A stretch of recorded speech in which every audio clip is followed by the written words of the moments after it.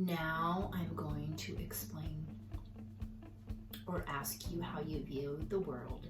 If you have watched all the videos thus far, you have already heard me run my mouth about viewing the world, how I view the world, all of that sort of stuff. But if you haven't and you're just starting here, I want you to ask yourself, how big of a role does American culture play in how we view and how we work through the world, right? There's a lot of people that still, during this time especially, are talking July 2020, still pandemic stuff going on, and the media is showcasing a lot of these sorts of things repeatedly over and over again, whether it's deaths or the flu or all the uprising regarding, racist issues, and then also the cops and all these sorts of things going on. So I think it's time. I've always paid attention to the media, but really look at their involvement in our life and what they are showing us, what parts we don't know, and seeking our own sense of the truth and getting resources from different places, okay? That's my take on what's going on right now. So how is it affecting us and our health and our loved ones, and especially the older people they've always watched news, they're into that whether you want to call it an addiction or whatever it is, they watch the news. So turning it off to them is not an option. Okay, so how does this affect us, how we move through life, okay?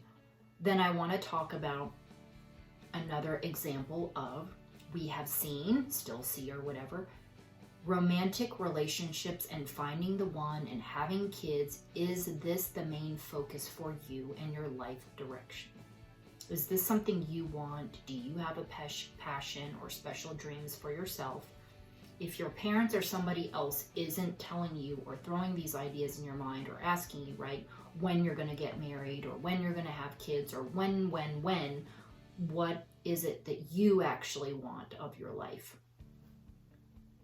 Where did our belief systems originate? I've talked about this before, right? It's authority, society, parents, friends. All of this around us, this affects how we think. Say it over and over again. So are you living the life that you want? And then on happiness, like what have you been taught about that? Do you know what that is? I know for me, it's not a final destination. It has to be constantly maintained. And I can pick and say, oh yeah, that makes me happy and that makes me happy. But if it's the model you're looking at, that, oh, when I have the fat diamond, when I have the big house, when I have the cars that I want, when I have the job that I want, that's when I'm happy. Okay, now it's all good. I'm happy now. And clearly, that's not the case for a lot of people. And also to think that even when we have those things, okay, oh, now they're all good. Okay, I have a friend or whatever, or friends, or even myself, or you hear me talking like, oh, she must have a good life or whatever it is. It's even, okay, you have those things, those solid foundations of shelter and everything, but it's not a you're all good, because like for me, I'm constantly have to stay disciplined in mindset. And even for what I am doing, it's not every day you meet people as passionate about the type of work that I do, and it's almost all consuming. And so I have to learn ways and new ways of self-care for me. Okay, so don't go around assuming and thinking everybody's happy, they're all good, and your life sucks. Okay, because there are periods of suck. And people, different moods. And again, why we have to make ourselves happy. And in being happy, we can be happy in any situation. You will hear that too, right? So if you want to know how to gain more happiness, we are going to talk about that. But it requires working on yourself. Remember I said, if you walk away with anything, overcoming the negative thinking is a huge part of it. And your belief systems and how you look at the world. Yes, there's plenty of things to be depressed and angry about, of course, but then we will be depressed every day, right? And that is something that I thought way back then. Again, the teenager, the thought is either be depressed every day or change to another way, right? And so, okay. So, when you look at your life, these sorts of things, people think about, whatever it is, I'm just trying to give you ideas. Do you want to travel the world? Do you want to fully commit to a career? And maybe, you know, family isn't important. It is okay. And it is okay if you don't want kids, okay? It's a different scene when it's 24/7. So I want you to ask yourself what that truly means. I had a client of mine said, that's really good, you know what makes you happy, because I was too busy raising kids. And I thought, that's interesting, right?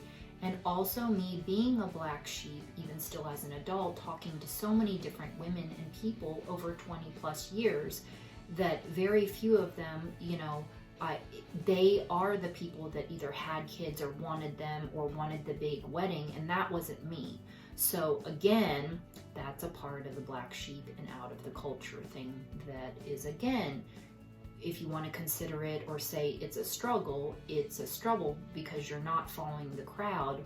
While it is the path for me, it still faces judgment. Understand? And only having one kid, facing judgment again, okay? So I also want you to ask yourself, is that you look at all of this, is it an illusion to you, or are there parts of it that are an illusion? When you look at it, was it a judging you did? Did you stereotype somebody? What are those thoughts coming from? And judging and stereotyping, is that being loving? Now, where did you learn that, right? And ask yourself, where did you learn that? Is that what you truly feel? Do you think you can choose differently? This is a huge thing. You're an adult now. Do you forget?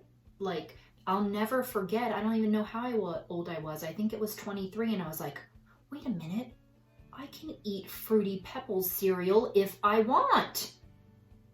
Because I was never allowed to eat that kind of stuff growing up. I get it, right? The dyes and the sugars. But the point is, I'm an adult and I can do it.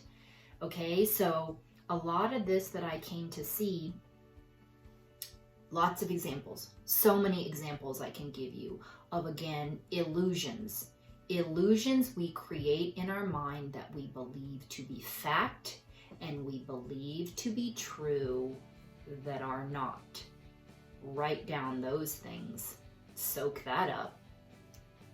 Okay, so I want you to think about those sorts of things, and I hope that helps you give another perception and outlook regarding our culture. And if you believe it's been teachings being taught to you and influenced, think about all this kind of stuff. Okay, thanks. Bye.